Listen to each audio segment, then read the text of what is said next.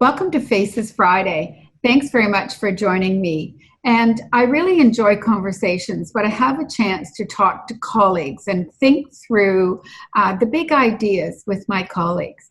So today I'm inviting Maggie Ogram from New Zealand. Hi, Maggie. And Hello. Sue Walsh from Australia. Good morning, Sue. Morning, Lynn. Morning, Maggie.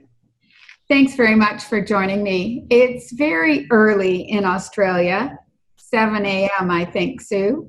And it's 9 a.m., Maggie, in New Zealand. And of course, I'm here on the shores of Lake Huron in Ontario, Canada. And it's becoming evening, but it's evening the day before, all very confusing. So we're going to talk about adaptability as a leader and a leadership skill that we all need. And certainly our ability to adapt has been tested during COVID-19. We're embracing and leading through ambiguity now in these turbulent times. But there are some silver linings, I think, in COVID-19 as well. So Maggie, over to you to talk about your research in leadership.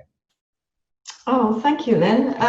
Yes, indeed. I think it's to look at the learning and the opportunities that we've seen really globally in education and beyond through COVID-19 this year. Yes, our research has been with Auckland schools, and we've been asking them, what have they really found that's been useful in changes of tactic that they've brought in this year because they've needed to, that they would like to carry on when the schools return face to face, and indeed they have here now. What came out strongly, I think, was that people realized the need to keep their guiding values. And so it's one school talked about the collaboration, the high relationship trust, the ownership by students and by teachers, and the involvement of parents in their work, and to sustain that in a different way, possibly. Also talked about the different ways that they'd learned through working online to gather student voice, and how valuable that was, and how they might continue to gather student voice in a different way to the way they were doing it before, so the students are really involved in their learning. Involving parents through family Zoom calls, they were really effective. Well, is there a way we could carry that on? Mm-hmm. I think most importantly, there was the point that teachers and leaders already knew, and that was the importance of the relationship that teachers have with teachers, leaders across, parents and students, and the importance of people really knowing each other as learners. And I think this is something that Sue and I found out yesterday when we were working together. Yeah. And so for me, I think our work together has really showed how important relationships are, as you say. And we've learned a lot in COVID-19 that's actually working in the technology space, and also building that relationship and trust aspect as well. So Sue, what did you find out yesterday? Well, I found out that I was very adaptable yesterday. Perfect. What was interesting, Maggie and I had a project that we wanted to complete yesterday, and we were very clear about where we needed to go. So we had our direction, we had our focus, we had our vision of where we were going. We mapped it out very strategically, how we'll do it. And it was a very disciplined approach. And when we got together yesterday, we looked at the task, we knew where we needed to be. And during the course of us working together, so Maggie in New Zealand, me in Australia, working on this project, it became very complicated, and it became evident that we weren't actually going to be able to get to where we wanted to, following the roadmap that we developed for ourselves. So, without calling it adaptability, we had to recalculate, we had to rethink, and we had to restock about where we were going. And one of the things that I noticed about Maggie was that she was starting to flag. she was tired. So Maggie, what happened in our working relationship then?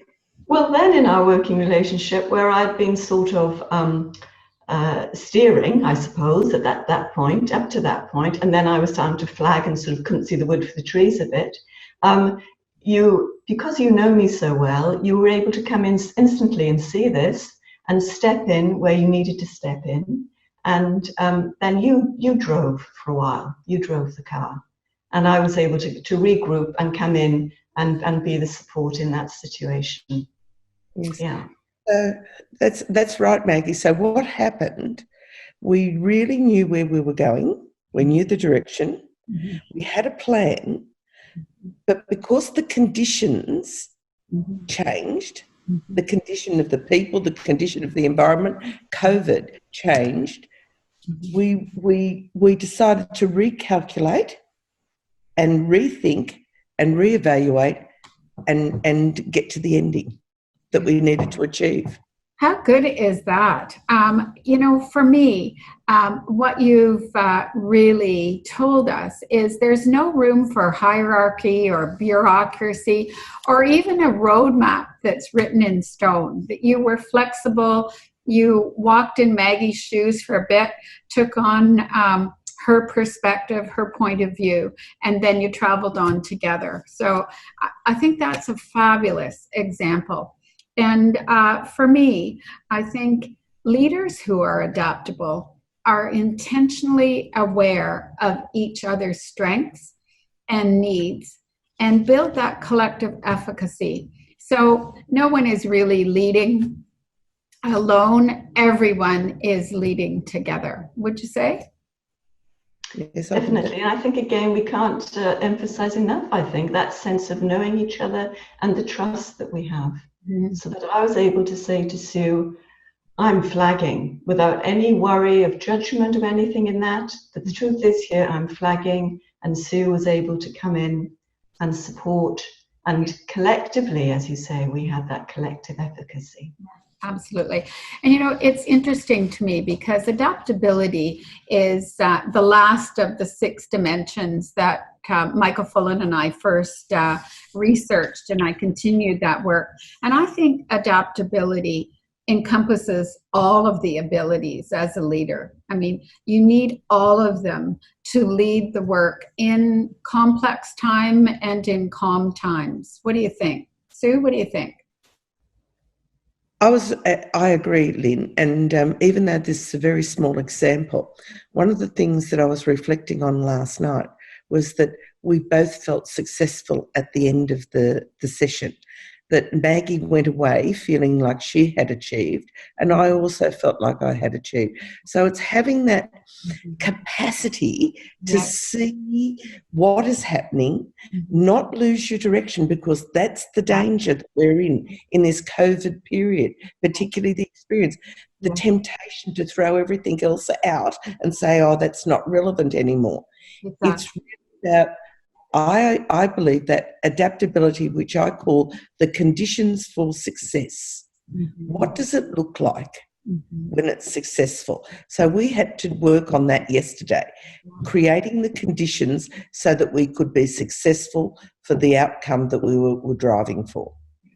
That's such a great example. And I know all of us have examples of how we've had to be adaptable, but not losing your direction. And the result being always moving to a win-win. So that's what you did. It was collective efficacy.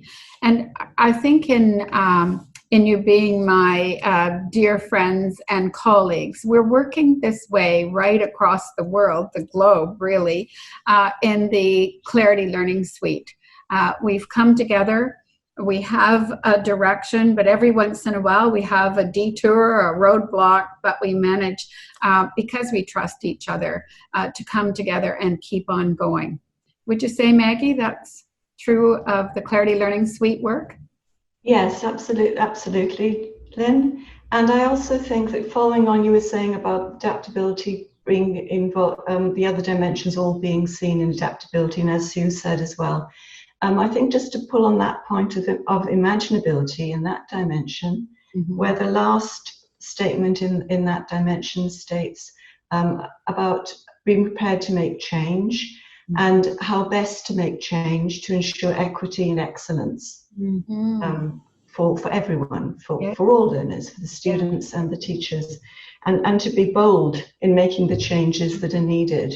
And I think that's what the teachers in our research are telling us, that and the leaders, they're being bold in taking on the changes that were forced upon them, but this is a really good change, and this is really going to add to our equity and excellence. Excellent. Yeah.